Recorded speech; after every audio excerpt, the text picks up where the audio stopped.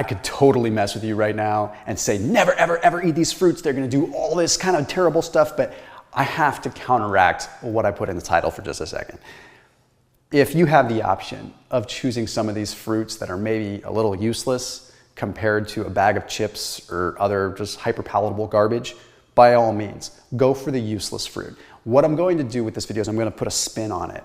Rather than demonize a fruit and say you shouldn't eat this because it's terrible and it's hurting you, I'm going to give you an alternative. It's going to be within a similar category. So for example, fruit X may not be that great, but maybe you can choose fruit Y and get similar benefits without the drawbacks. So let's put a positive spin on it and stop demonizing the things. Let's go ahead and dive in.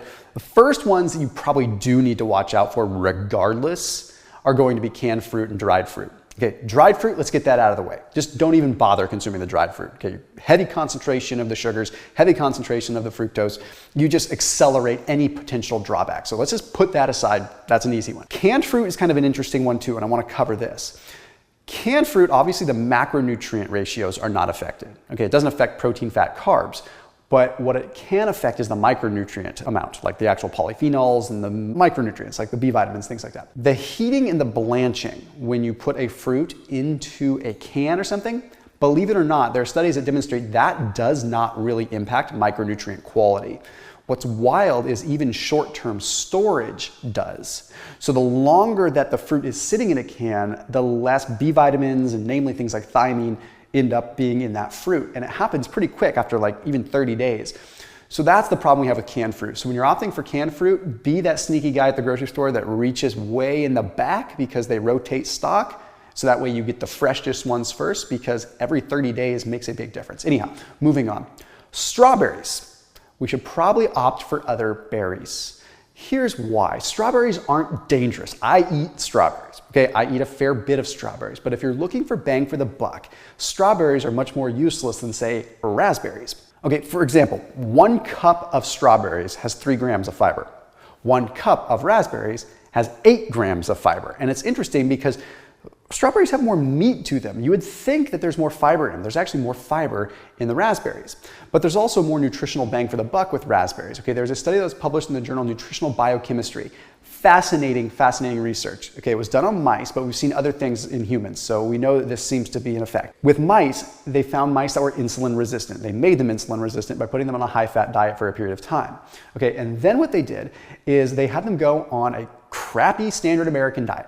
Okay, the mice went on a standard American diet. The only difference is one group of mice ate a standard American diet along with a good amount of raspberries. Okay, for 12 weeks. The group that had the raspberries, even alongside a cruddy diet, ended up having a correction in their blood sugar, reduced blood sugar, and their insulin levels came back down, and ultimately started to reverse the insulin resistance.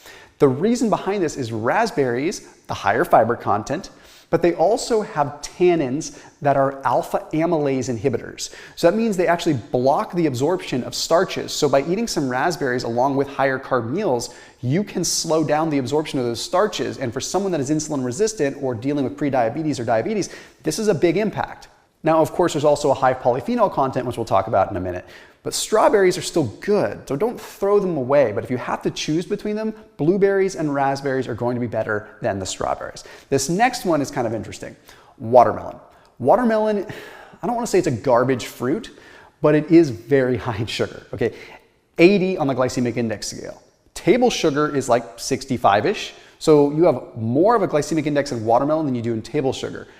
The caveat is that watermelon has a low glycemic load, meaning there's so much bulk with water and things like that that you'd have to eat a fair bit. The problem is when you start looking at like 1 cup of watermelon, no one's really eating 1 cup of watermelon because when it's cubed, that's only like 5 or 6 cubes. If you eat a big slice of watermelon, you're looking at like 3 cups of watermelon. So the bottom line is that even though the glycemic load is low, the amount of watermelon we typically eat is going to push you up to a high amount quickly. So what do you do instead? Well, if you're looking for similar kind of polyphenolic compounds, but also similar sort of nutrients in general, like lycopene, opt for cherries, okay? So instead of the watermelon, you could go for cherries, which believe it or not, people think are super, super sweet and ridiculously like sugary. There's only a glycemic index scale of 20 when it comes down to cherries. Plus, they're an antioxidant powerhouse compared to just kind of simple sugar. That doesn't mean watermelon's the end of the world, doesn't mean it's terrible, doesn't mean you shouldn't enjoy some now and then, but it does mean that if you're looking for bang for the buck, go that route. Now, I can't believe I'm saying this, but if you're looking for similar macronutrients but in a less glycemic load, go for a banana. Now, bananas, here's some interesting stuff. Obviously high sugar, obviously not a ton of nutritional value. The potassium thing is a little bit overrated. One banana has 10% of your daily value of potassium. You're gonna get more out of a chicken breast. But the thing that I like about bananas is you can choose your glycemic index and resistant starch scale. When you shop for a banana, shop for one that is more green. It'll still taste good, has a little bit of green on it, okay? But if you go for a greener banana, what's gonna happen is you're going to have more resistant starches. So shop for one that has little hints of green and eat them when they're still a little green. It'll still be sweet. Okay, what happens is the resistant starches actually sit in your gut and ferment a little bit. And they end up being a fuel for the bacteria in your gut. So the resistant starches are resistant to digestion. So that means when they get into the lower part of your gut, the bacteria have to come in and actually feed on it. And they feed, and then there's cross-feeding that occurs. What happens as a result of this is the bacteria produce things like butyrate, propionate, and acetate. These are called short-chain fatty acids. This is great for your gut in general, but it has a long tail effect. These short-chain fatty acids communicate with our metabolism to actually help with glucose regulation. Our gut microbiome plays a tremendous role in how glucose is managed in our body.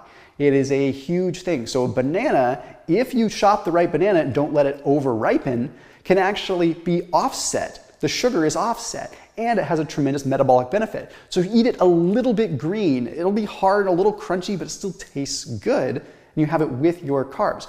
Also, couple this with good digestive health. I put a link down below for Seed, which is a daily synbiotic, has a prebiotic and a probiotic inside one capsule. So it's a capsule inside of a capsule, which is cool technology. They are funding and conducting a lot of the microbiome research themselves, including research on the gut-brain axis. I like brands that literally actually do the research and put the money where their mouth is, because it means that, hey, they're not just selling a product, they actually are trying to make something happen with this, and the product kind of helps support that research. So I put a link down below. You can use that code Thomas15, save 15% off your daily synbiotic, and give them a shot. Okay, they've got amazing strains of bacteria. They do a tremendous job and cool technology for proper delivery of the probiotics and the prebiotics. So check them out down below. It's called Seed, and it really is great in tandem with a good, diverse diet for the gut. Now, this next one I am going to kind of rain on a little bit. I don't see a lot of reason behind it, and that's grapes, especially white grapes, green grapes, whatever you want to call them, right? When you look at grapes, there is so much propaganda out there talking about resveratrol, it makes me sick. There is more resveratrol in my middle toe than there probably is in a dump truck full of grapes. And even still, the amount of grapes you'd have to consume to get there would be ridiculous. Does that mean that grapes are the worst thing ever? No, but they are very easy to overeat, and the glycemic index and load is pretty concentrated and high. This next one might upset a couple people. And the reason it's going to upset a couple people is because I've seen some interesting things lately surrounding melon, like cantaloupe, honeydew.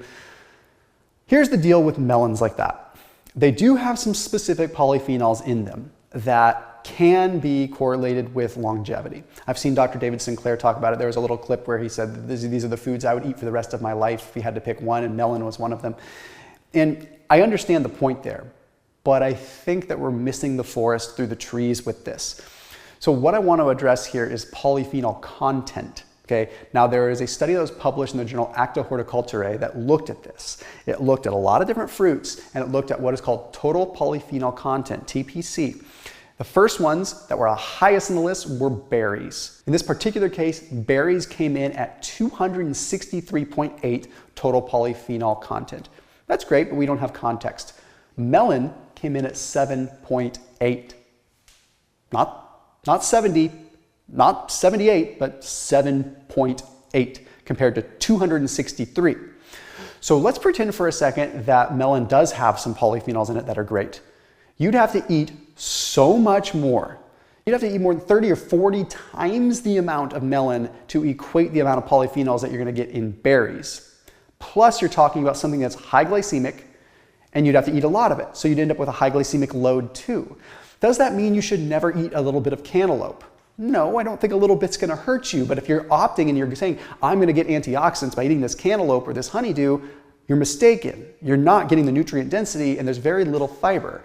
So again, opt for the raspberries. Okay, the raspberries have the tannins. They're going to affect that alpha amylase. They're going to affect fiber overall. They're going to affect digestion that way. Not to mention you have 8 grams of fiber compared to about 1. So there's a very, very, very big difference that we need to pay attention to here.